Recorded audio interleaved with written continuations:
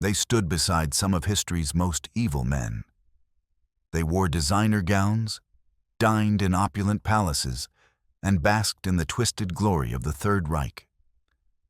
But when the Nazi regime crumbled in 1945, these women, the wives and mistresses of Hitler's inner circle, faced fates as varied as they were dramatic. Some escaped justice entirely. Others died in obscurity. A few met violent ends. And the most chilling part? Many of them never believed they Eva Braun, the mistress who chose death. Let's begin with perhaps the most infamous of them all. Eva Braun, Adolf Hitler's longtime mistress and wife for less than 40 hours. Eva was a peculiar figure in Nazi history, a woman who seemed almost deliberately apolitical, more interested in fashion magazines and home movies than ideology. Born in Munich in 1912, she met Hitler when she was just 17, working as an assistant in the photography studio of Hitler's personal photographer, Heinrich Hoffmann. For more than a decade, Eva lived in Hitler's shadow, literally. He kept her hidden from the German public, fearing that being seen with a woman would diminish his image as a leader married only to Germany. She lived in luxurious isolation at the Berghof, Hitler's mountain retreat in the Bavarian Alps, where she hosted parties, sunbathed, and waited for the rare visits from her lover. Her diaries reveal a woman who was often lonely, occasionally suicidal, and desperately seeking Hitler's attention. Eva attempted suicide twice before the final time in the bunker. The first attempt was in 1932, when she shot herself in the chest with her father's pistol. The wound was near her heart, but not fatal. Hitler was reportedly moved by this gesture and began paying more attention to her. The second attempt came in 1935, when she took an overdose of sleeping pills. Again, she survived, and again Hitler responded with renewed attention and gifts. But Eva Braun was also complicit in her own way. She wasn't a political mastermind, and there's no evidence she participated in planning the Holocaust. However, she lived off the spoils of Nazi plunder. Her lavish lifestyle was funded by stolen wealth. She had accounts at exclusive Munich boutiques where she bought expensive clothes, all paid for by Hitler. She wore jewelry that may well have been confiscated from Jewish families. She socialized with war criminals. She knew what was happening. Everyone in Hitler's inner circle knew, and she chose to stay. At the Berghof, Eva played the role of hostess when high-ranking Nazis visited. She entertained Goebbels, Speer, Bormann, and their wives. She filmed home movies showing them all relaxing, laughing, playing with dogs. These films, discovered after the war, show a surreal alternate reality where mass murderers appear as ordinary people enjoying mountain air and sunshine. Eva was at the center of this carefully constructed illusion of normalcy. When the end came, Eva made her final choice. In April 1945, as Soviet forces closed in on Berlin, she traveled to the Führer bunker against Hitler's wishes. She refused to leave his side. Those who were in the bunker during those final days reported that Eva was surprisingly calm and cheerful, even as the Reich collapsed around them. She organized farewell parties in the bunker, distributed her jewelry to Hitler's secretaries as gifts, and seemed almost relieved that the end was near. On April 29th, with the Red Army just blocks away, Hitler finally married her in a brief civil ceremony. The wedding was witnessed by Goebbels and Bormann. Eva signed the marriage register as Eva Braun, but crossed out the Braun and wrote Hitler, then crossed that out and wrote Braun again, apparently flustered in the moment. Less than 40 hours later, on April 30th, the newlyweds committed suicide. Hitler shot himself while Eva bit into a cyanide capsule. Their bodies were carried up to the Reich Chancellery Garden, doused in petrol, and burned. The Soviets found their partially burned remains and conducted autopsies. Eva's body was identified partly by dental records and partly by the fact that glass fragments from the cyanide capsule were found in her mouth. Her body was buried, exhumed, reburied, and moved several times by Soviet forces.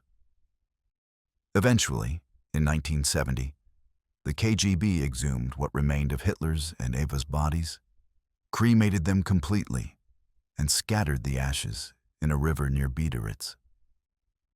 Eva Braun's fate was one of the more straightforward ones. She chose loyalty unto death, and her story ended in that bunker. But her legacy raises uncomfortable questions.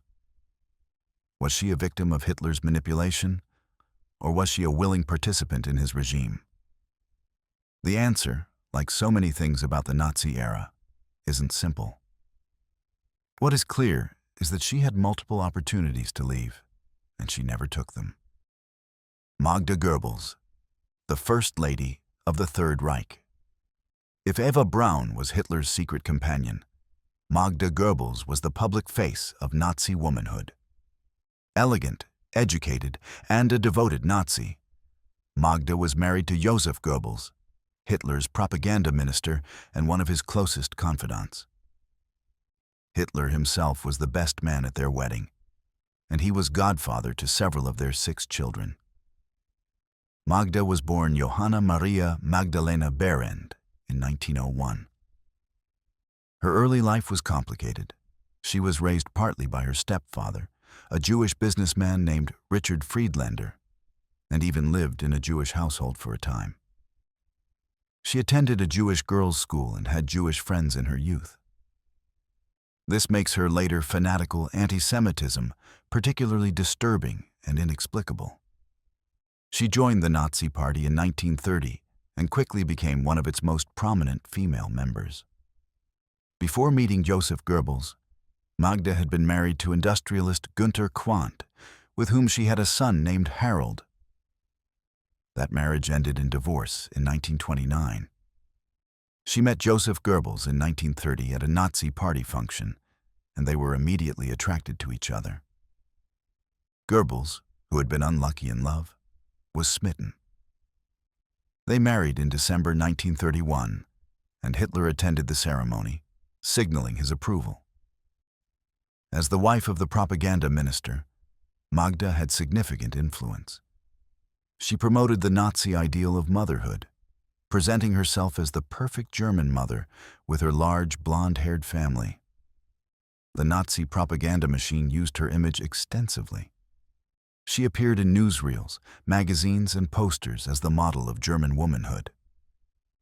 She gave interviews about child-rearing and household management.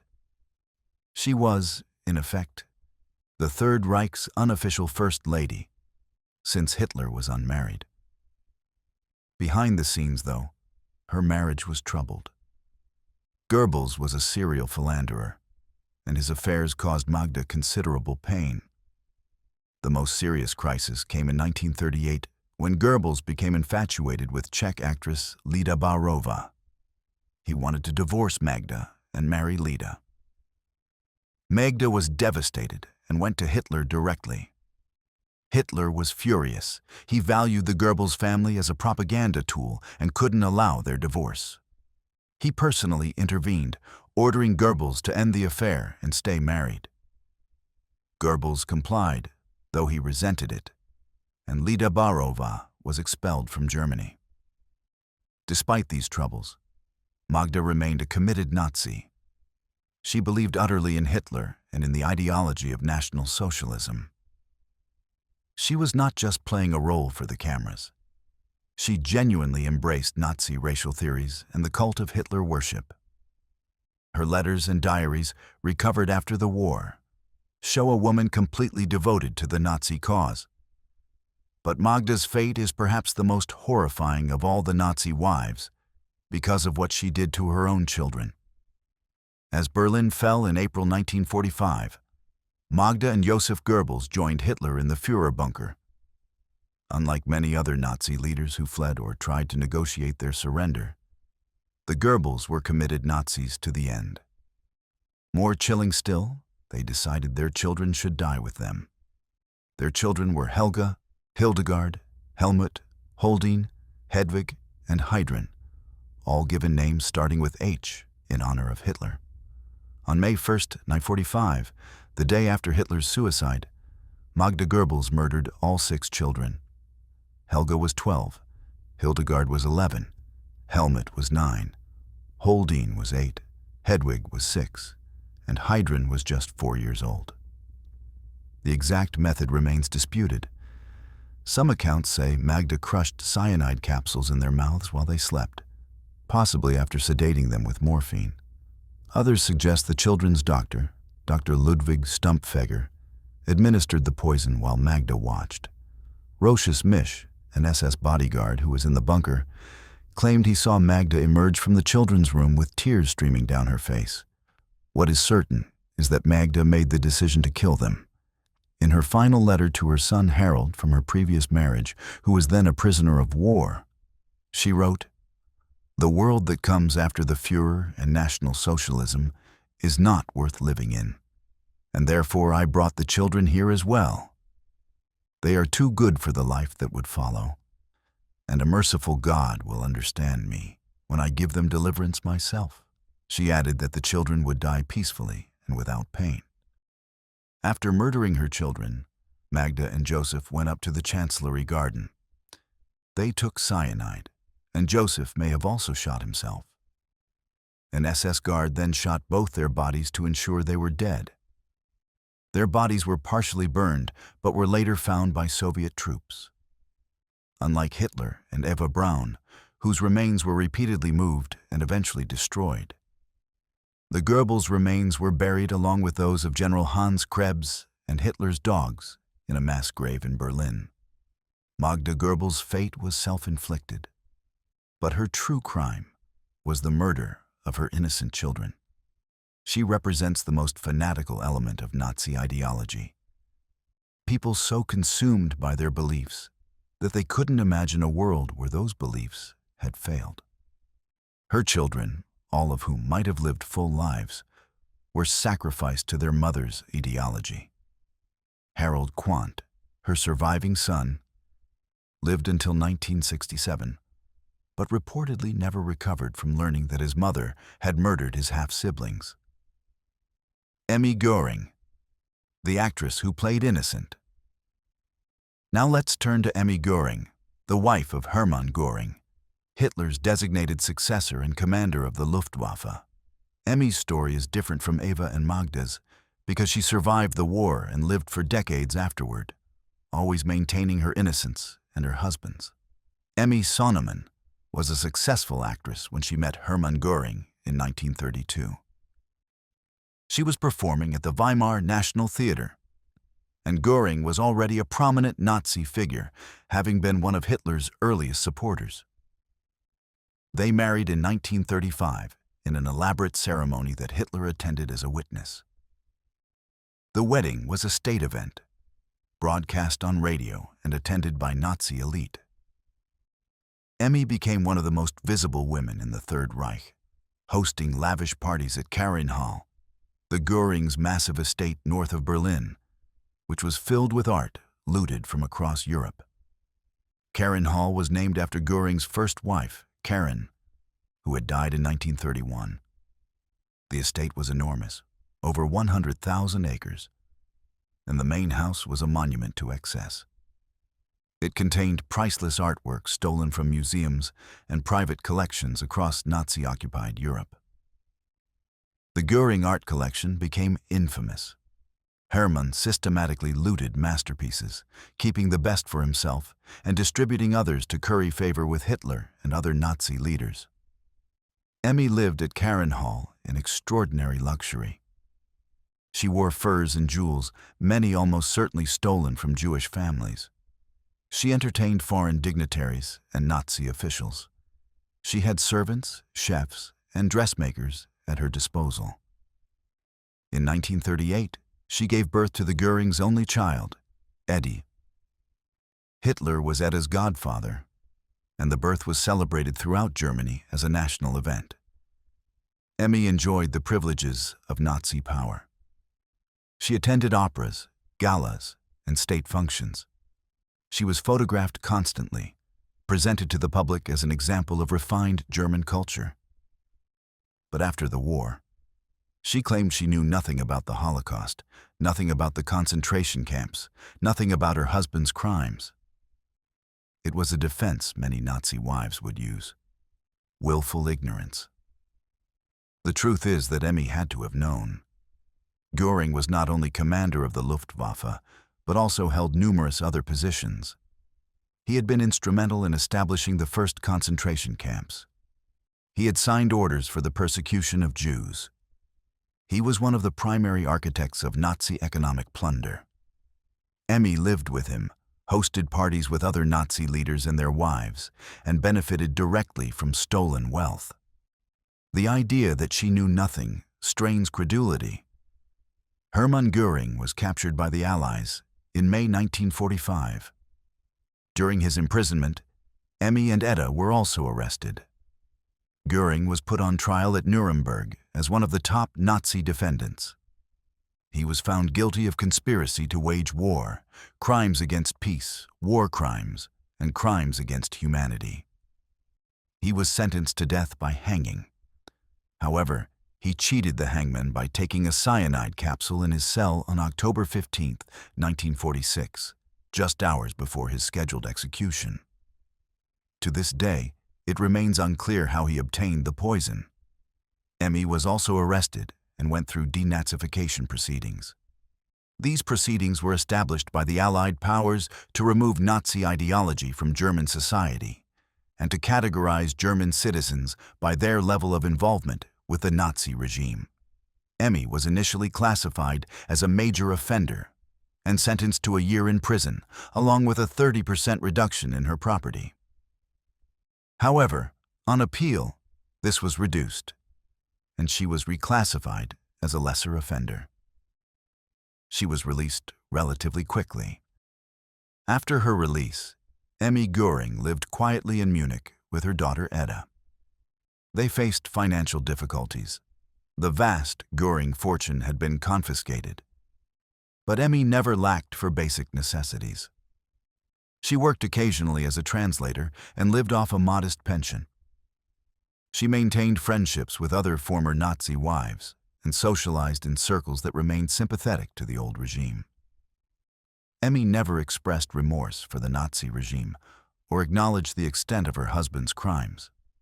In 1967, she published a memoir titled My Life with Göring, in which she portrayed herself as apolitical and her husband as a misunderstood patriot. She depicted him as a war hero from World War I who had been unjustly condemned at Nuremberg. She claimed the Holocaust had been exaggerated and suggested her husband had known nothing about it, claims that were demonstrably false.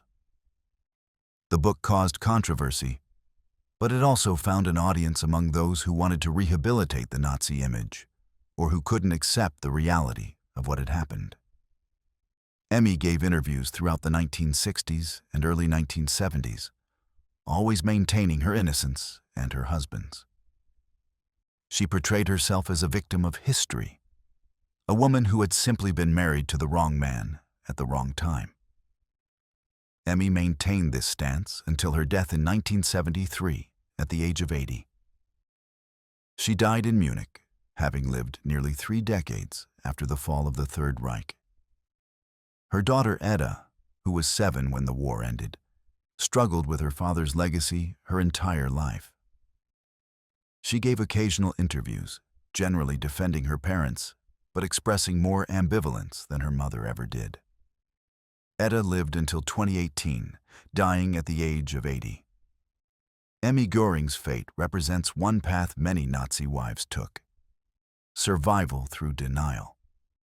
By claiming ignorance and presenting themselves as mere housewives who knew nothing of politics, some of these women managed to escape serious punishment and live out their lives in relative comfort. Emmy's ability to publish a memoir defending her husband and to live openly in Germany without facing social ostracism shows how incomplete the process of denazification was in many cases. Margaret Himmler, the nurse who disappeared. Margaret Himmler, known as Marga, was the wife of Heinrich Himmler, the architect of the Holocaust and head of the SS. Their relationship tells us something important about how these marriages functioned, or rather, how they didn't. Marga was born Margaret Boden in 1893, making her 7 years older than Heinrich when they married in 1928. She had been a nurse during World War I and afterward owned a small clinic specializing in homeopathic medicine.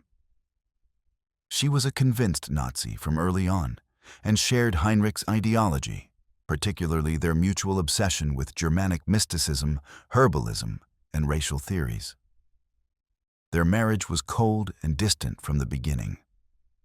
Heinrich spent most of his time away on Nazi business, and by the late 1930s, he had essentially moved in with his secretary and mistress, Hedwig Pothast, with whom he had 2 children. Marga was aware of the relationship, but could do little about it. Divorce was out of the question. Nazi ideology celebrated traditional marriage, and Himmler couldn't afford the scandal. Despite the distance in their marriage, Marga remained married to Heinrich and continued to benefit from his position. She lived at their home in Gmund am Tegernsee in Bavaria, where she ran a small farm and continued her interest in herbal medicine. She lived comfortably, though not as lavishly as some other Nazi wives. She and Heinrich corresponded regularly, their letters filled with discussions of gardening, herbs, and Germanic mysticism, all interests they shared. Marga's letters reveal her to be a true believer in Nazi ideology. She expressed anti-Semitic views, supported the war effort, and seemed proud of her husband's position. There's no indication in her correspondence that she questioned the morality of what Heinrich was doing. She knew he ran the SS and the concentration camp system. He discussed his work in general terms in his letters. But she never expressed any moral qualms.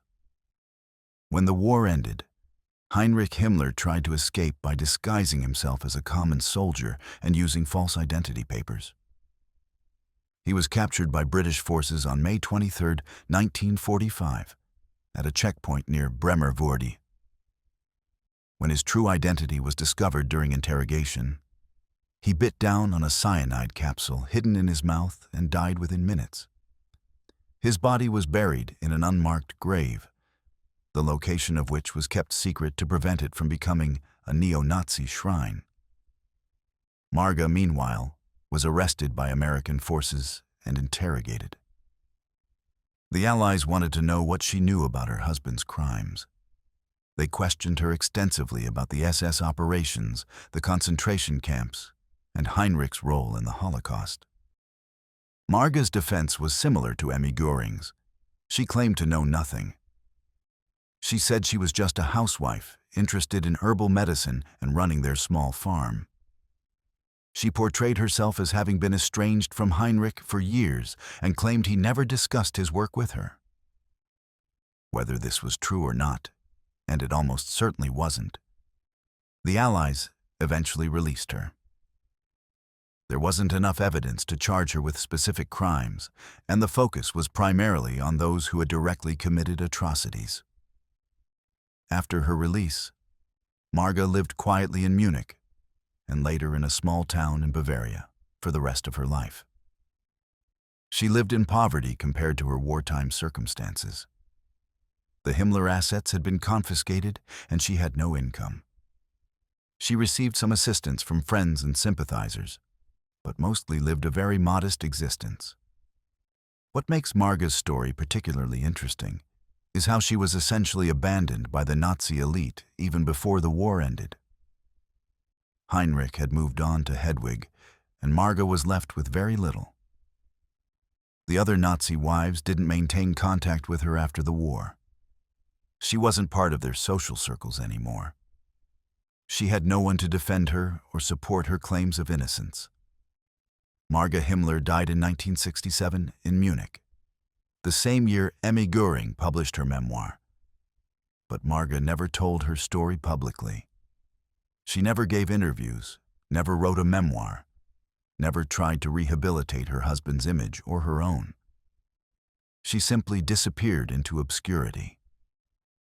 Her daughter Gudrun, whom she had with Heinrich, took a very different path, becoming a vocal defender of the SS and her father's legacy. But that's another story. Marga's fate, poverty, isolation, and obscurity, was in some ways fitting. She had been complicit through her marriage and her ideology, but she was also abandoned by the very system she had supported. She lived the last 22 years of her life in a world that had rejected everything she believed in, too proud or too committed to renounce her beliefs, but also too obscure to matter anymore. Hedwig Potthast, the mistress in the mountains. Speaking of Hedwig Potthast, let's talk about Himmler's mistress. Hedwig, who went by the nickname Häschen or Little Rabbit, was Himmler's secretary before becoming his mistress. Born in 1912, she was much younger than Marga and became involved with Himmler in the early 1940s, when she was around 30 and he was 41. Hedwig worked in Himmler's office and was part of his inner circle of secretaries and assistants. She was efficient, discreet, and apparently shared Himmler's ideological views. Their relationship began sometime around 1941, and unlike many affairs, this one became semi-official within Nazi circles. Himmler made no real effort to hide it, though it was never publicly acknowledged. Unlike Marga, Hedwig lived with Himmler during the war years. She bore him 2 children, a son, Helga, born in February 1942, and a daughter, Nanette Dorothea, born in July 1944. Himmler set her up in a house near Berchtesgaden in Bavaria, close to Hitler's Berghof, and visited her regularly when his schedule permitted. He doted on their children in a way he never had with his daughter Gudrun from his marriage to Marga. The arrangement was unusual, even by Nazi standards, but Himmler's position made him untouchable.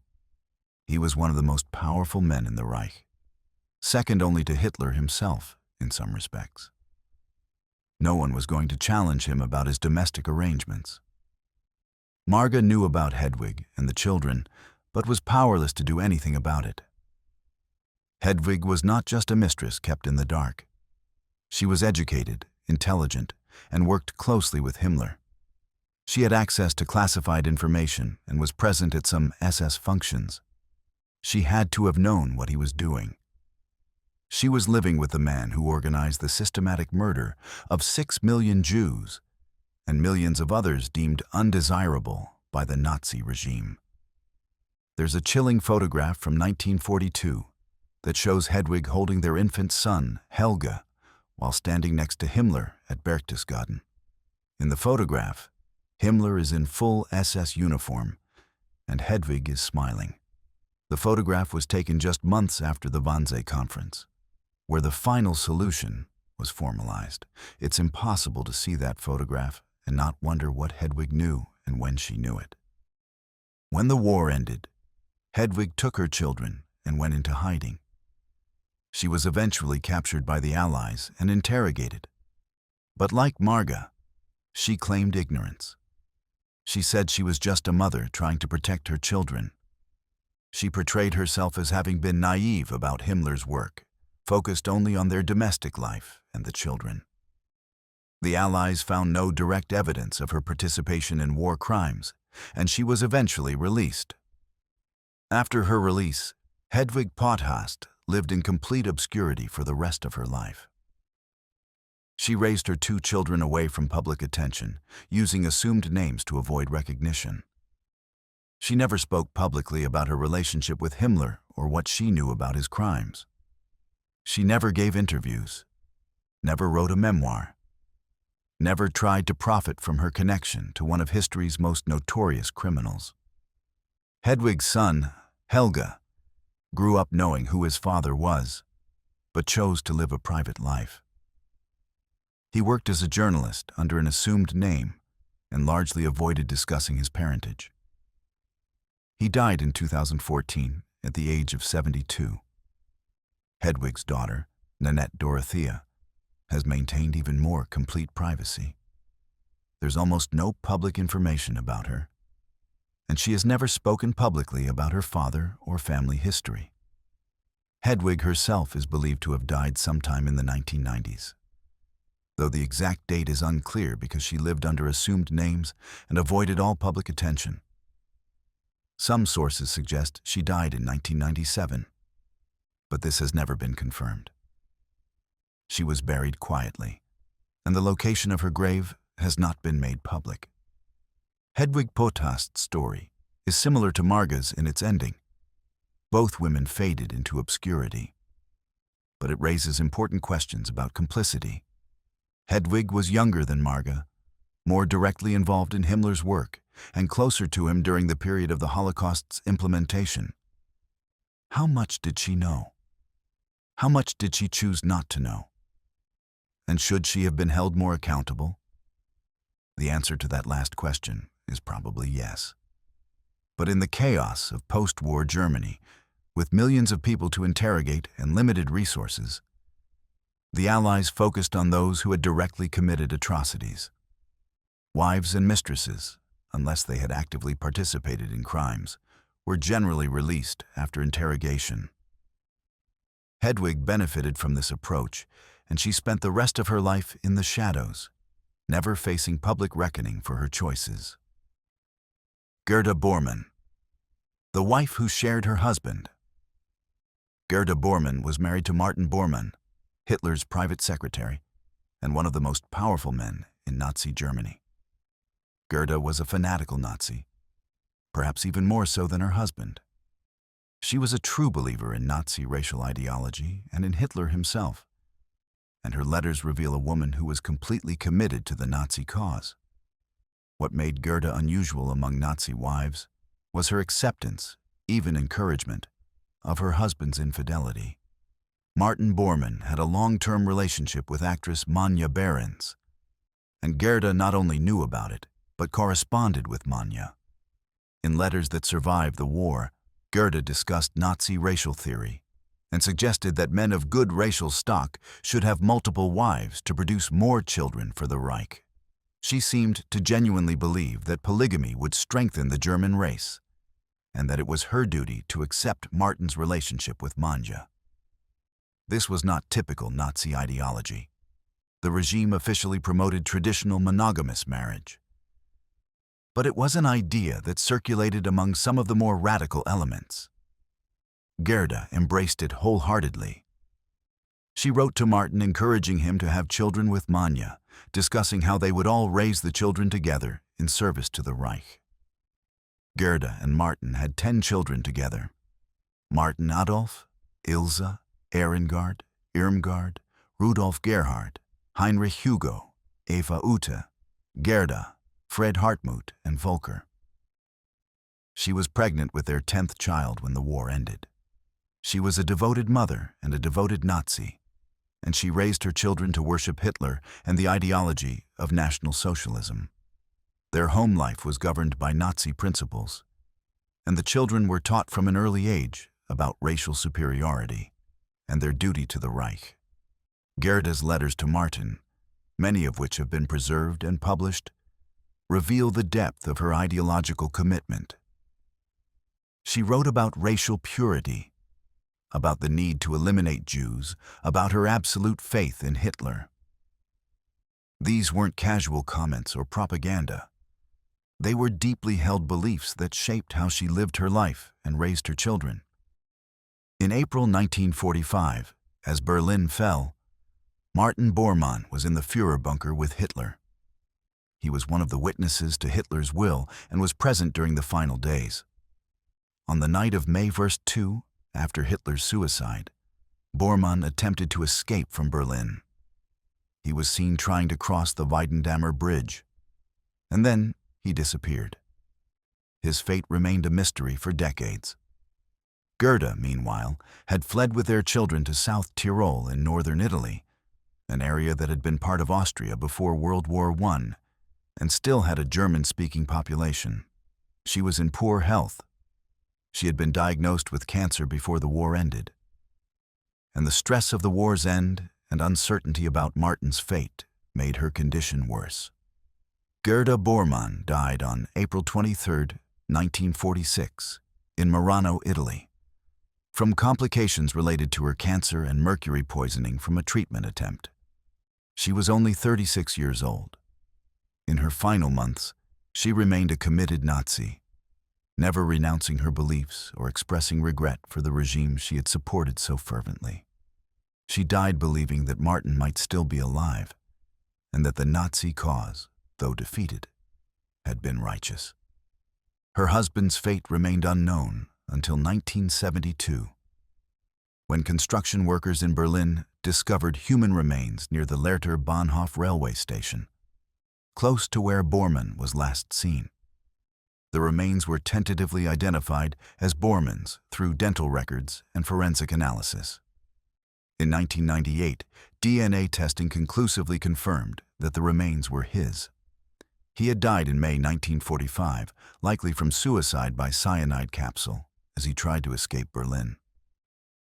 He was buried at the site where he died, and his remains lay undiscovered for 27 years. Gerda's children were left orphans when she died in 1946. Their father already dead, though no one knew it yet. They had varied reactions to their Nazi heritage as they grew older. Some rejected their parents' ideology entirely and worked to distance themselves from it. Rudolf Gerhard became a Catholic priest, taking the name Father Martin and working in African missions, apparently seeking redemption for his family name. Others struggled with the legacy throughout their lives. Martin Adolf, the eldest, became a Catholic theologian, but had a difficult relationship with his family's past. Some of the children gave interviews about their experiences growing up in the Bormann household, describing a home where Nazi ideology permeated every aspect of daily life. Gerda Bormann's fate, death just a year after the war, meant she never had to face proper justice, never had to confront what she had supported. In some ways, her death was merciful for her children, who didn't have to grow up with a mother who remained a committed Nazi. But it also meant she escaped accountability, dying before she could be interrogated thoroughly or tried for any potential crimes of her own. Ilse Hess, the widow who never stopped believing. Ilse Hess, wife of Rudolf Hess, Hitler's deputy Führer, had perhaps the strangest story of all these women. Her husband's bizarre solo flight to Scotland in 1941, apparently attempting to negotiate peace with Britain, ended with his imprisonment for the rest of his life. This left Ilse in an unusual position.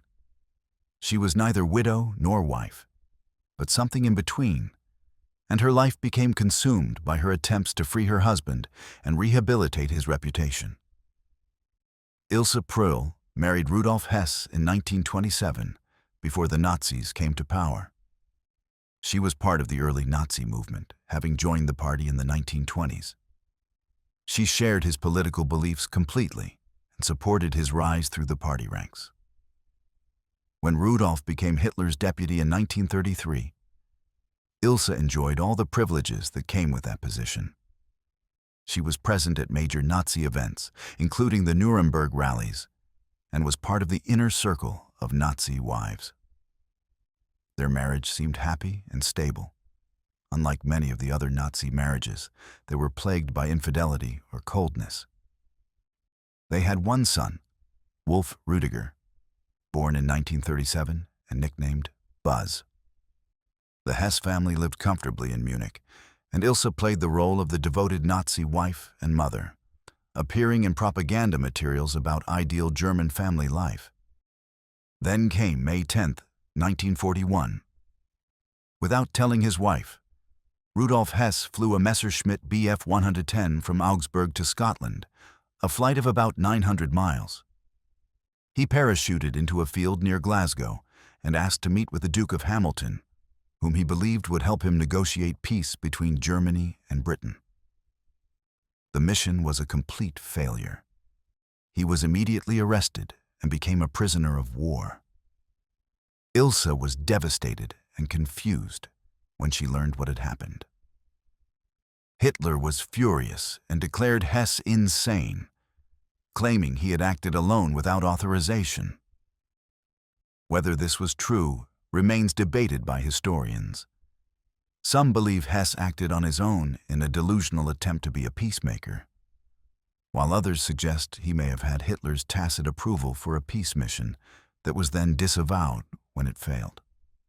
Regardless, Ilse and her young son suddenly found themselves in a terrible position. Rudolf was now a prisoner in England, and Hitler had declared him mentally ill. Other Nazi leaders shunned Ilse, and she lost her privileged status overnight. She and Wolf Rüdiger lived the rest of the war in uncertainty, not knowing if Rudolf would ever return and facing suspicion from other Nazis who wondered if the family had known about his plans. After the war, Rudolf Hess was tried at Nuremberg. Unlike Göring, who dominated the courtroom, or Speer, who expressed apparent remorse, Hess seemed confused and claimed to have lost his memory. There was genuine question about his mental state.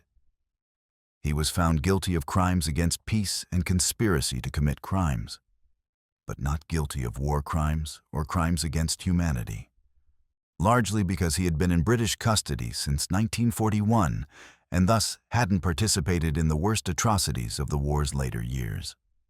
He was sentenced to life imprisonment and sent to Spandau prison in Berlin.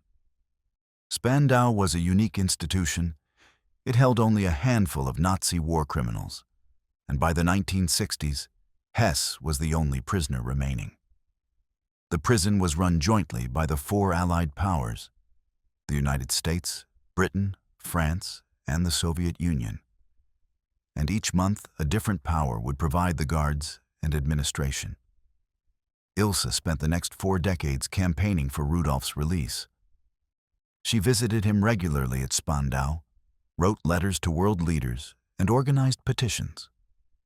She gave interviews claiming that Rudolf was innocent, that he had been a man of peace trying to stop the war, and that his continued imprisonment was unjust. She argued that he had already been imprisoned for longer than any sentence would typically require, and that he was an old man who posed no threat to anyone. By the 1970s and 1980s, many people agreed with her, at least on the point that keeping an elderly prisoner in a prison that cost millions of marks annually to maintain was pointless. The Western Allies became increasingly open to releasing Hess, but the Soviet Union repeatedly vetoed any such proposals. The Soviets insisted that Hess must serve his full life sentence, and since unanimous agreement was required from all 4 powers, Hess remained in Spandau. Rudolf Hess died on August 17, 1987, at the age of 93. The official verdict was suicide. He allegedly hanged himself with an electrical cord in a garden shed at the prison. However, conspiracy theories immediately arose, fueled partly by Ilse and her son. They claimed that Hess was murdered, possibly by British intelligence, to prevent him from revealing secrets. Medical examiners and official investigations concluded it was suicide. But the theories persist in neo-Nazi circles to this day. Ilse lived until March 7, 1995, dying at the age of 96. She had spent the last 46 years of her life as essentially the widow of a man who wasn't dead, and then 8 more years as an actual widow. Until the very end of her life, Ilse maintained that the Nazi regime had been misunderstood and that her husband was a hero who had tried to make peace. She raised their son, Wolf Rüdiger, to believe the same, and he became a vocal Holocaust denier and neo-Nazi sympathizer. Wolf Rüdiger Hess spent much of his life campaigning to rehabilitate his father's reputation.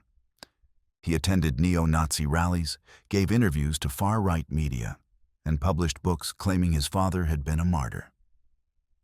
He denied the Holocaust occurred and suggested that the Allied powers had fabricated evidence at Nuremberg. He lived until 2001, dying at age 63, never wavering in his defense of Nazi ideology and his father's legacy.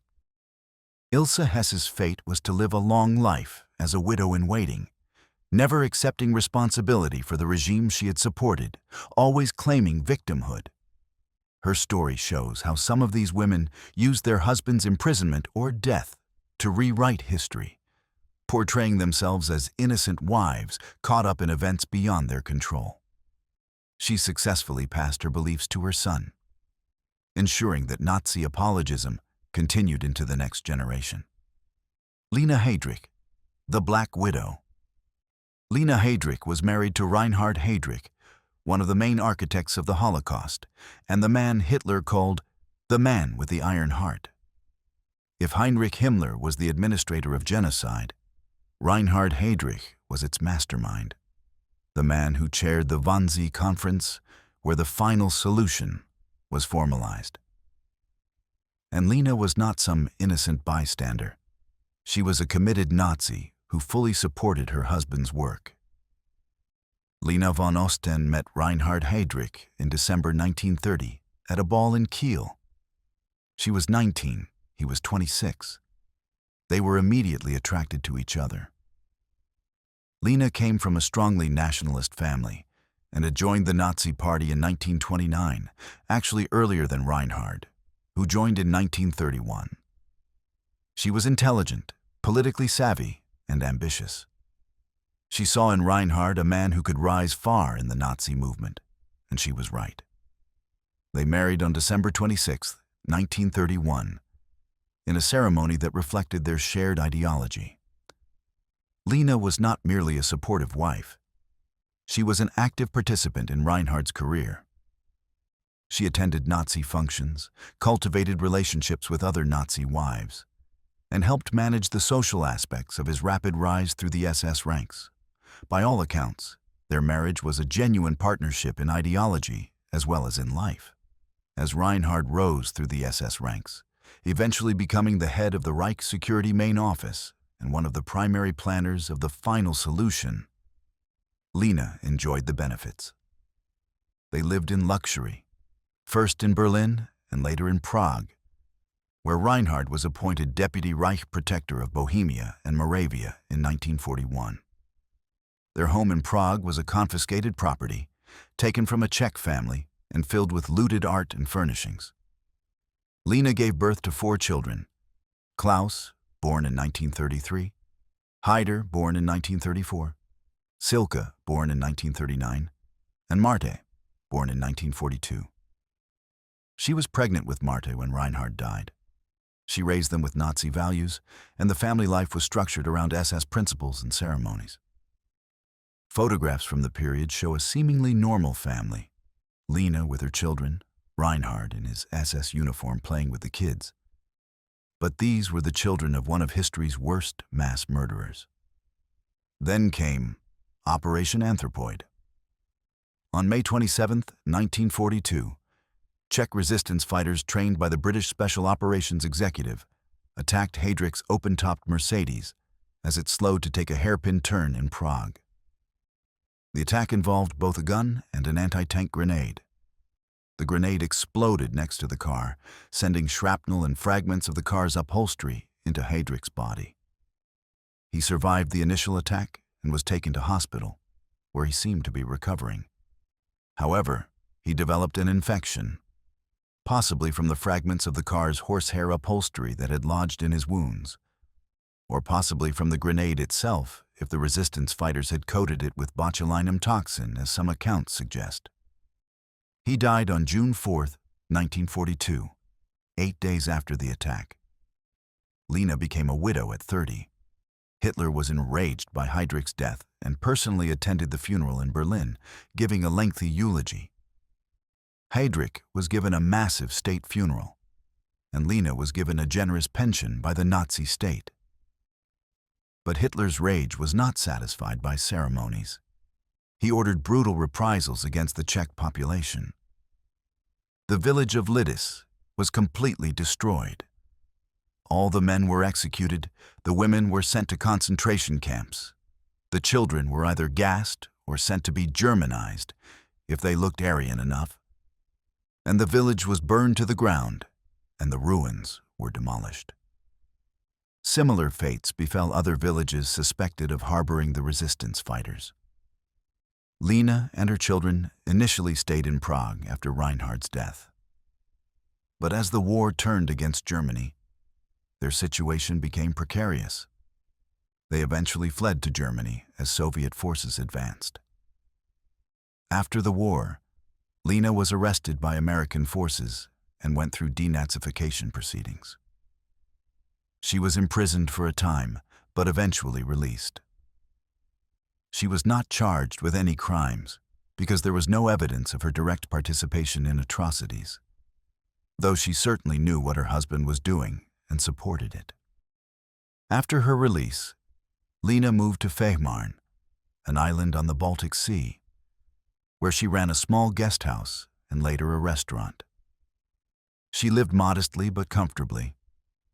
She remarried briefly in the 1960s to a Finnish theater director, but the marriage didn't last. She eventually settled in a small town in Bavaria called Fehmarn. Unlike some other Nazi wives who tried to maintain a low profile, Lena never hid her beliefs. She remained a committed Nazi for the rest of her life. In the 1970s and 1980s, she gave interviews to journalists and historians, and her statements were shocking. She defended her husband, denied the Holocaust or minimized its extent, and praised Hitler. She claimed that Reinhard had been a patriot serving his country, and that the atrocities attributed to him were exaggerations or fabrications by the Allies. Lena Heydrich lived until August 14, 1985, dying at the age of 74 on Fehmarn Island. She never faced serious consequences for her support of the Nazi regime, and she never changed her beliefs. In interviews given shortly before her death, she continued to defend Reinhard and the Nazi cause. She raised her children to honor their father's memory, and at least one of them remained connected to neo-Nazi circles. Her children had varied responses to their father's legacy.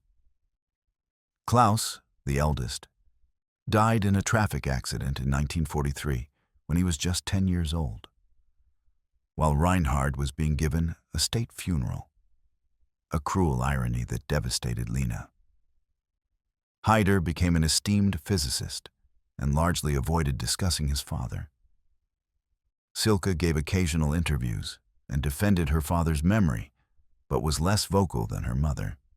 Marte, who never knew her father since she was born after his death, has maintained privacy about her views. Lena's unrepentant nature until her death made her one of the most controversial of the surviving Nazi wives.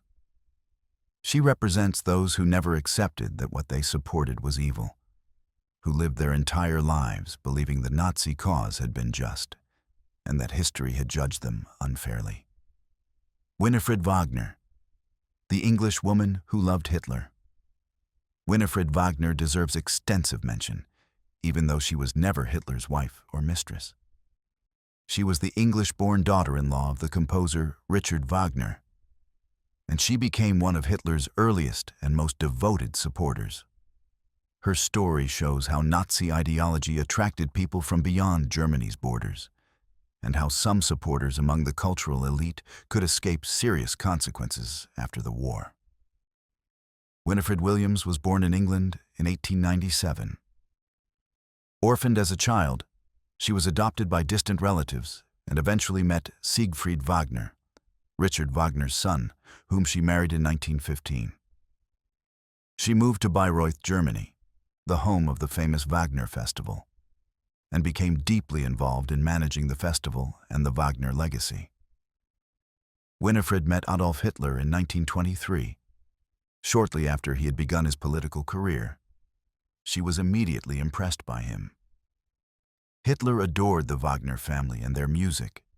Richard Wagner's operas, with their Germanic mythology and heroic themes, appealed deeply to Hitler's worldview.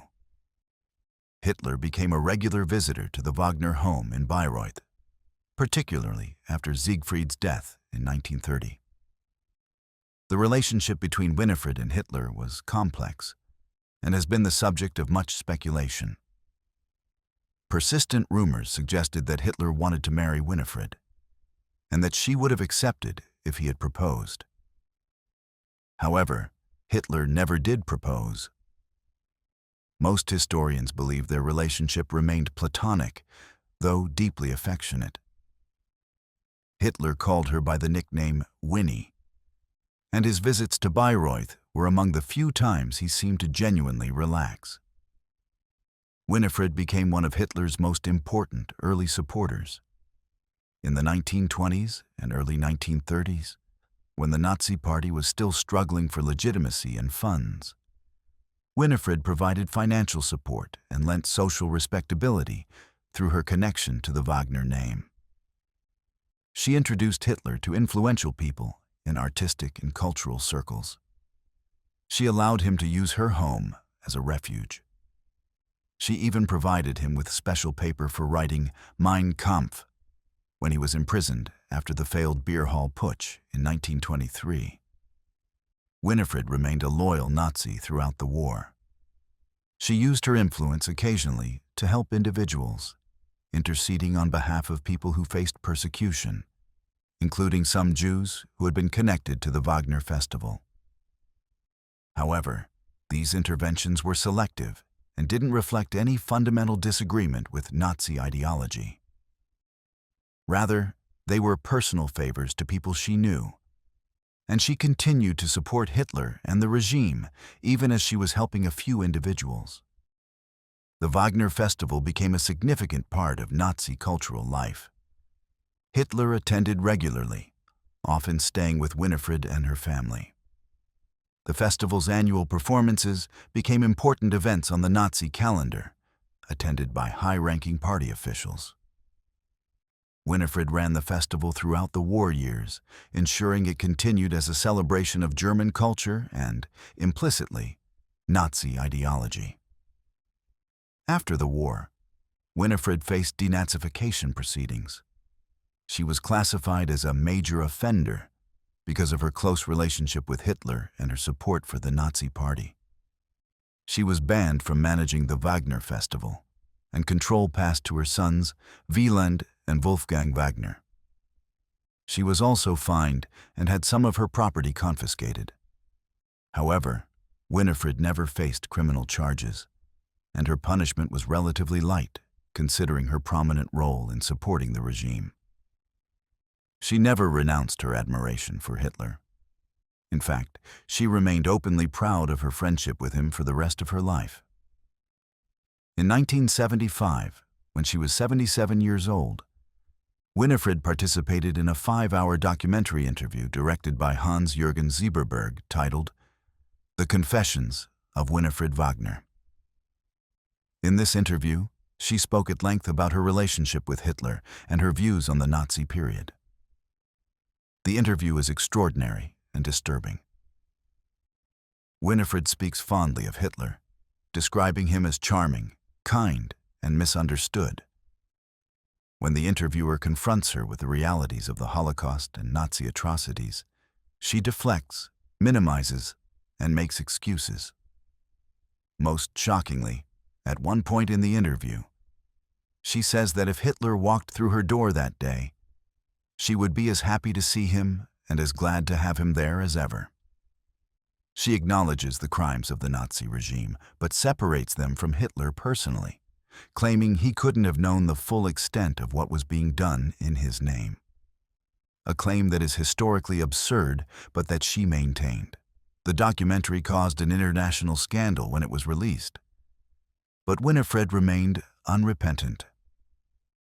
She lived comfortably in Bayreuth for the rest of her life, supported by income from the festival and surrounded by family. She remained a figure of controversy. Some in the musical world celebrated her role in preserving the Wagner Festival, while others condemned her for her Nazi sympathies. Winifred Wagner lived until March 5, 1980, dying at the age of 82. She had lived 35 years after the fall of the Third Reich, never facing serious legal consequences and never changing her views. Her story shows how some Nazi supporters among the elite could escape justice through their cultural connections and social status. It also demonstrates how some people can maintain affection for individuals even when those individuals are responsible for monstrous crimes, separating the personal from the political in ways that seem morally impossible to outside observers. The secretaries and lesser-known women. Not all women in Hitler's inner circle were wives or mistresses. Some were secretaries, assistants, and staff members, and their fates varied depending on how they processed their complicity after the war. Traudl Junge was one of Hitler's personal secretaries from 1942 until his death in 1945. Born in 1920, she was just 22 when she began working for Hitler. She was in the Führer bunker during the final days and actually typed Hitler's final will and testament and his political testament. She witnessed the preparations for the suicides and the aftermath. After the war, Traudl went through denazification and was classified as a Mitläufer, a fellow traveler, which was one of the lesser categories of guilt. She was not imprisoned for long and was able to rebuild her life. She worked as a secretary and lived quietly in Munich for many years. For decades, Traudl minimized her role and her responsibility. She told herself she had been young and naive, just doing her job, unable to know the full extent of what was happening. But later in life, Traudl had a profound transformation. In 1995, when she was 75 years old, she was walking through Munich and saw a memorial plaque for Sophie Scholl, a young woman who had been part of the White Rose resistance movement and had been executed by the Nazis in 1943 for distributing anti-Nazi pamphlets. Traudl realized that Sophie Scholl had been born in the same year as she had, 1921. They were the same age. Sophie had recognized the evil of the Nazi regime and had risked her life to resist it, ultimately paying with her life. Meanwhile, Traudl had worked for Hitler and told herself she was too young to know better. The realization shattered all of Traudl's excuses about being young and naive. From that point on, Traudl spent her remaining years speaking publicly about her complicity and warning about the dangers of fascism. She gave extensive interviews, participated in documentaries, and spoke at schools. She was interviewed for the documentary Blind Spot: Hitler's Secretary, 2002, which was filmed shortly before her death. In the documentary, she openly discussed her guilt and regret, acknowledging that being young was no excuse and that she should have questioned what she was part of. Traudl Junge died on February 10, 2002, at the age of 81. Her late-life acknowledgement of guilt and her willingness to speak about it publicly made her story somewhat redemptive, though she herself always maintained that nothing could excuse her complicity. Her story became widely known when she was portrayed in the 2004 film Downfall, which used her memoirs as one of its primary sources. Gerda Christian, another of Hitler's secretaries, took a very different path. Born in 1913, she worked for Hitler from 1937 until his death in 1945. She was also in the bunker and witnessed the final days. After the war, she was interrogated but not charged with any crimes. The women who witnessed: Henriette von Schirach and Margaret Speer. Some women in the Nazi elite witnessed specific atrocities or learned definite information about the Holocaust during the war, and their responses tell us something important about complicity and moral choice. Henriette von Schirach was the wife of Baldur von Schirach, the head of the Hitler Youth, and later the Gauleiter of Vienna. She was also the daughter of Heinrich Hoffmann, Hitler's personal photographer, which made her part of the inner circle from an early age. She had known Hitler since she was a child and had been present at countless Nazi functions. In 1943, while in Amsterdam, Henriette witnessed a group of Jewish women being rounded up for deportation. The sight disturbed her deeply. These were women she could see were being treated as less than human, forced into trucks, separated from their families. When she returned to Germany, she made the extraordinary decision to tell Hitler directly what she had seen. At a social gathering at the Berghof, Henriette approached Hitler and told him about the women in Amsterdam. She asked him if he knew what was being done to the Jews. Hitler's response was cold and furious. He told her that she was sentimental and that she should mind her own business. He essentially expelled her from his presence, and she was never invited back to the Berghof. Her husband, Baldur, was furious with her for angering Hitler. Their marriage never recovered from the incident. After the war, Baldur von Schirach was tried at Nuremberg and sentenced to 20 years in prison. He served his full sentence and was released in 1966. Henriette wrote a memoir published in 1956 titled The Price of Glory, in which she described her experience witnessing the deportation and Hitler's reaction. She portrayed herself as someone who had tried to do something, who had spoken up when she saw injustice, only to be rebuffed. Some historians have given her credit for at least trying to confront Hitler, while others have pointed out that witnessing one deportation and then doing nothing more is hardly resistance. Henriette lived until 1992, dying at the age of 82. Her story raises difficult questions. Does speaking up once, only to be silenced, constitute resistance? Or does the fact that she then did nothing more make her just as complicit as those who never spoke up at all? Margret Speer, wife of Albert Speer, Hitler's architect and later armaments minister, had a different kind of knowledge. Albert Speer became famous after the war for his claim that he had been apolitical, that he had been seduced by Hitler's charisma and had focused only on architecture and industrial production without really knowing about the Holocaust. This claim is widely disputed by historians, who have shown that Speer must have known about the concentration camps and the use of slave labor in the factories he supervised. Margaret, known as Gretel, married Albert in 1928, before the Nazis came to power. They had 6 children together, and by all accounts, their marriage was stable, if strained by Albert's constant work and his closeness to Hitler. Margaret lived well during the war years. The Speers had a large apartment in Berlin and later a country house. They benefited from Albert's position, though perhaps not as extravagantly as some other Nazi families. What Margaret knew and when she knew, it remains unclear. After the war, when Albert was tried at Nuremberg, he was one of the few defendants to express some form of remorse.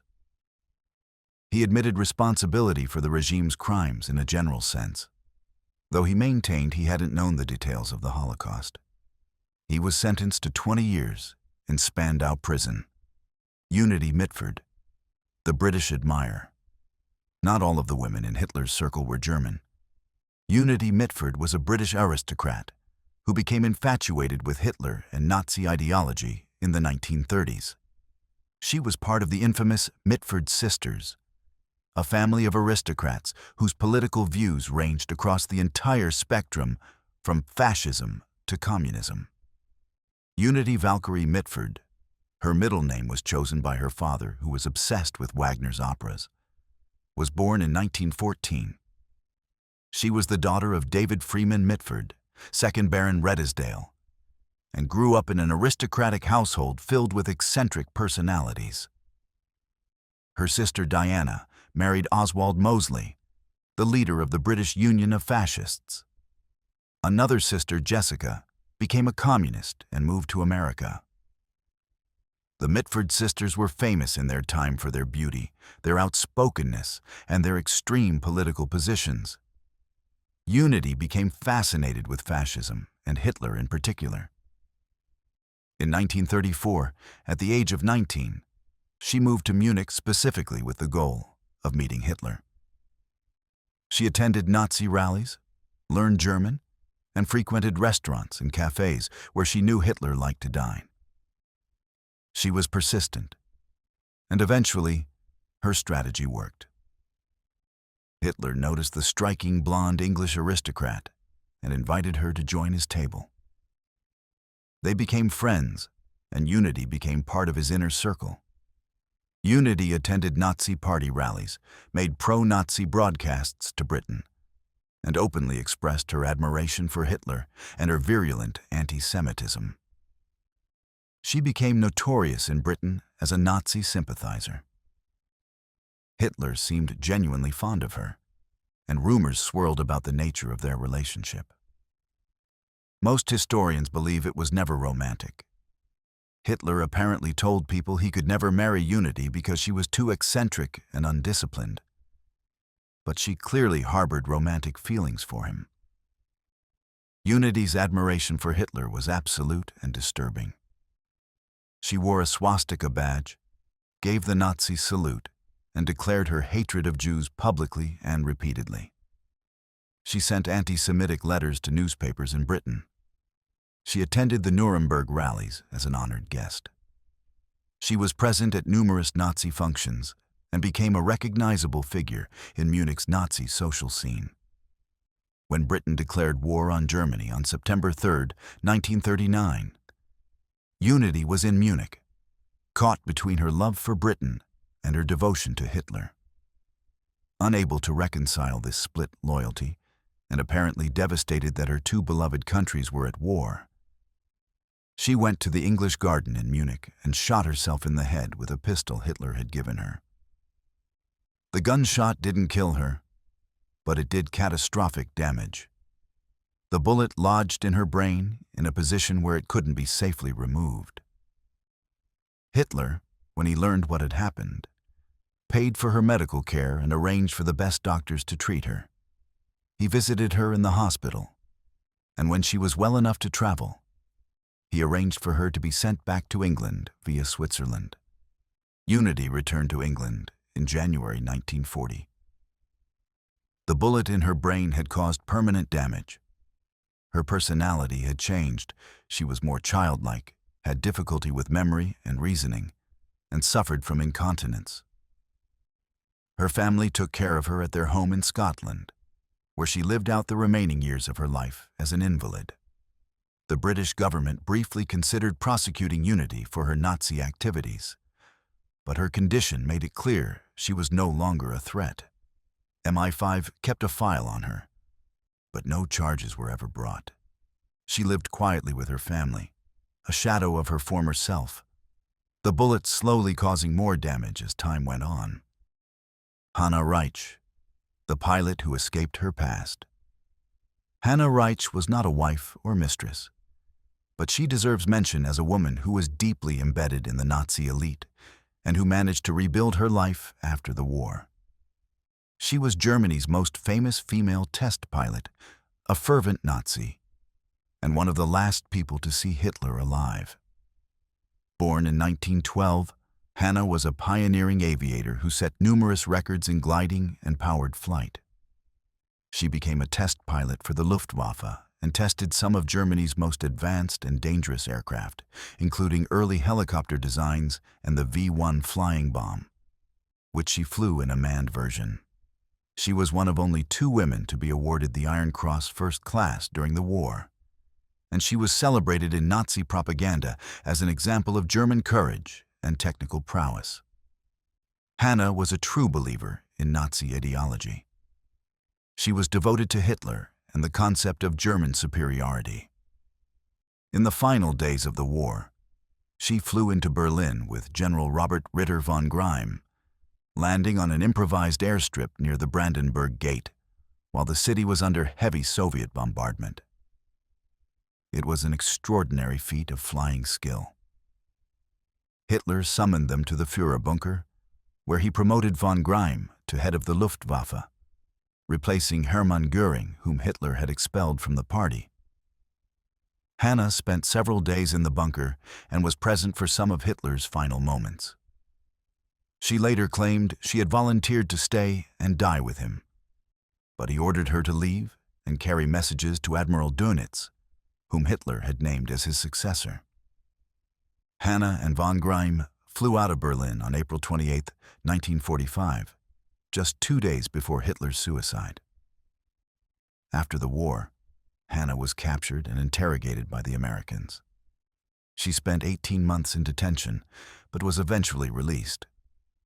She was never charged with war crimes, as her role had been primarily as a pilot, and there was no evidence of her direct participation in atrocities, though she had certainly been an enthusiastic supporter of the regime. Hannah rebuilt her career as a pilot after the war. She couldn't fly in Germany due to restrictions on German aviation, so she traveled the world. She set new gliding records in the 1950s and 60s. She wrote an autobiography that was published in 1951, titled "The Sky My Kingdom," which downplayed her Nazi sympathies and focused on her achievements as a pilot. She flew for the Indian government, training pilots, and traveled to numerous countries giving demonstrations and lectures on gliding and aviation. Hannah never fully acknowledged her support for the Nazi regime. In interviews, she would defend Hitler, claiming he had been a great leader who had been betrayed by his subordinates. She denied knowledge of the Holocaust or downplayed its extent. She maintained that she had been a patriotic German serving her country, not a Nazi criminal. She also remained in contact with other unrepentant Nazis. In the 1970s, she met with Otto Skorzeny, the famous SS commando, at a gathering of former Nazis in Spain. She gave an interview to a neo-Nazi publication in which she expressed continued admiration for Hitler. These activities kept her controversial, but she was never prosecuted. Hannah Reich lived until August 24, 1979, dying at the age of 67 in Frankfurt. The official cause of death was a heart attack, though some sources suggested suicide, possibly by poison, though this has never been confirmed. She died unmarried and childless, having dedicated her life to flying. Hannah's story shows how some women in the Nazi orbit managed to craft new lives after the war, by focusing on their professional achievements and minimizing their ideological commitments.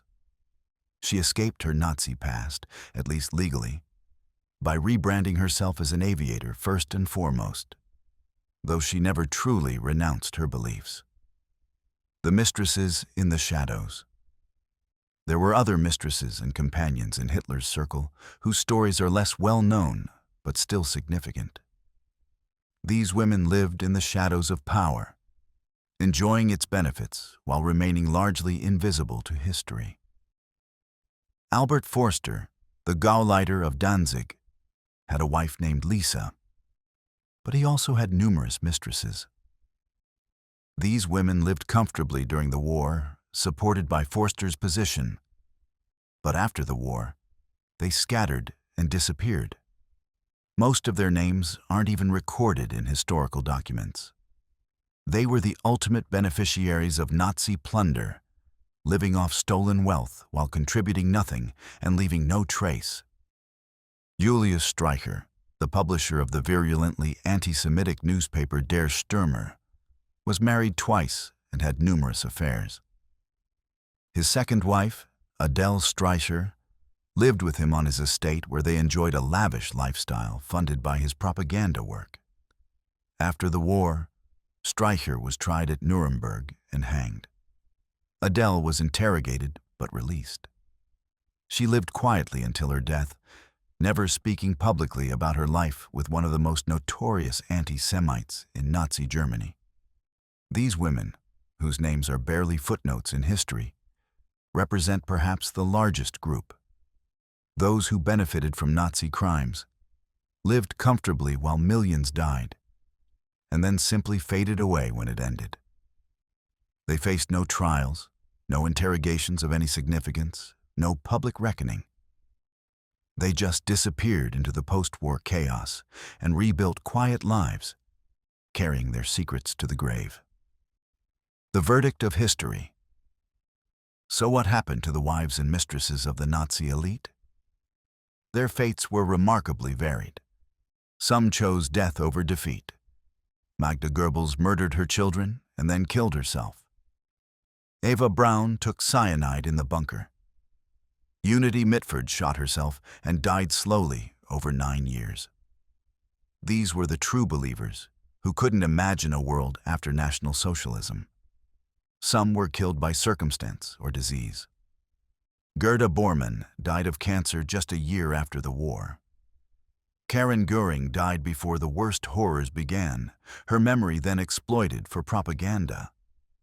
Some went to prison but were released quickly. Emmy Göring served minimal time and lived comfortably for decades. Lena Heydrich was detained briefly and then released. Margaret Himmler was interrogated and let go. The denazification process, particularly in the Western zones, was often lenient with women who hadn't directly committed atrocities. Many lived long lives in obscurity, never facing serious consequences for their complicity. Hedwig Potthast disappeared under assumed names. Marga Himmler faded into poverty and obscurity. Margaret Speer maintained a low profile. These women chose silence and anonymity, perhaps the smartest strategy for avoiding accountability. A few even prospered after the war. Hannah Reich rebuilt her career and traveled the world. Winifred Wagner remained wealthy and influential in the world of classical music. These women leveraged their skills or social connections to create new lives, carefully managing their public images to downplay their Nazi pasts. Emmy Göring lived until 1973, defending her husband to the end. Lena Heydrich lived until 1985, never renouncing her Nazi beliefs. Ilse Hess lived until 1995, always claiming her husband was a hero. Winifred Wagner lived until 1980, still expressing affection for Hitler. These women got away with it. They lived comfortable lives, raised families, and took their secrets to the grave. The question of their guilt is complicated. Under the legal standards of the time, most of these women didn't commit prosecutable crimes.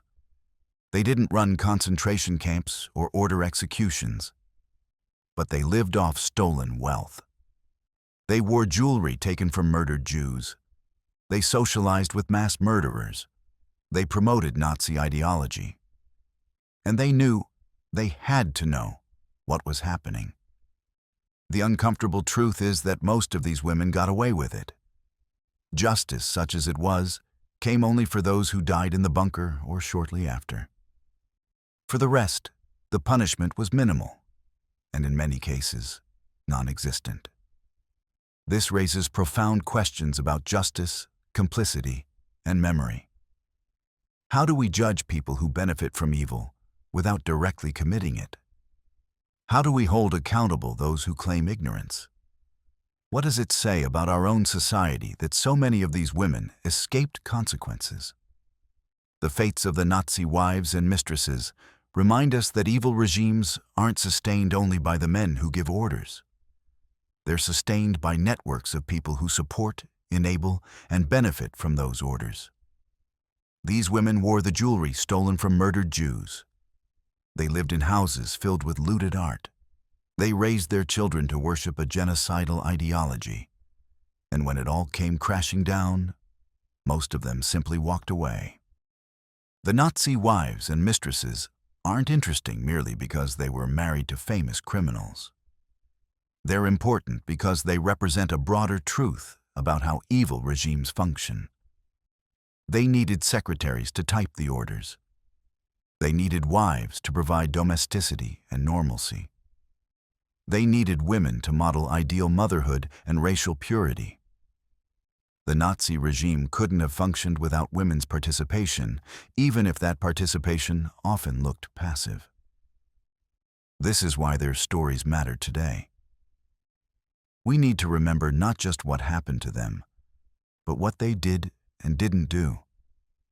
We need to remember that Eva Braun chose death in the bunker rather than facing what she'd been part of.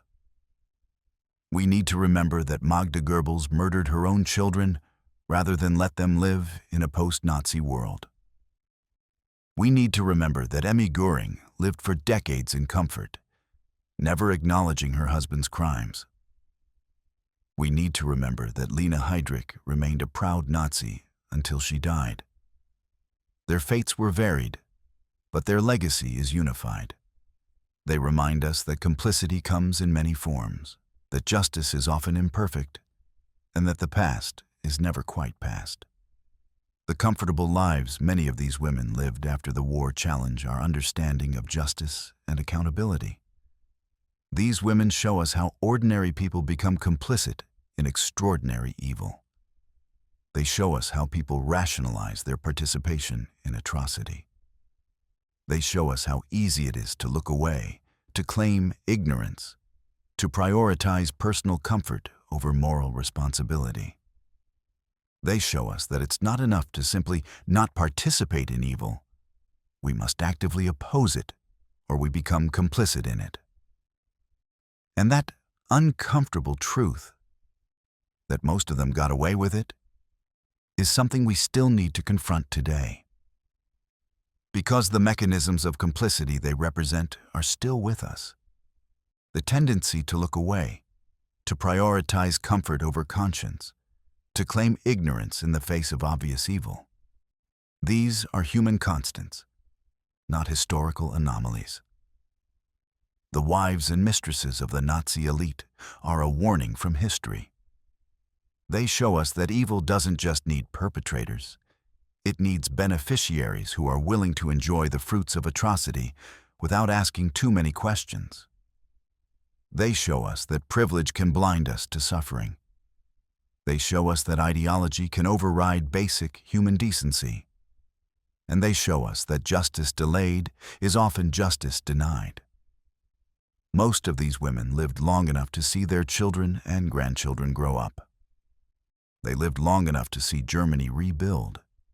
They lived long enough to see the Holocaust become historical fact, documented and undeniable. And still, most of them never admitted their guilt, never expressed genuine remorse, never acknowledged their role in supporting the machinery of genocide. That is perhaps their most damning legacy. Not what they did during the Nazi era, but what they refused to do afterward. They refused to confront their complicity. They refused to educate future generations. They refused to serve as warnings against the dangers of moral compromise. Instead, they lived quiet lives, took their secrets to the grave, and left us to piece together their stories from documents, interviews, and the testimonies of others. If you found this deep dive into history as compelling and disturbing as we did, make sure to like this video and subscribe to Boots on the Ground. We bring you the untold stories, the uncomfortable truths, and the historical deep dives that mainstream channels won't touch. Hit that subscribe button and the notification bell so you never miss an episode. History isn't just about the men who gave the orders. It's about everyone who made those orders possible, everyone who benefited from them, and everyone who looked away. Here at Boots on the Ground, we're committed to telling the whole story, no matter how dark or difficult it may be. Because only by understanding the full scope of history, including the roles played by those who stood in the shadows, can we hope to prevent such horrors from happening again. Thanks for watching, and we'll see you in the next one. And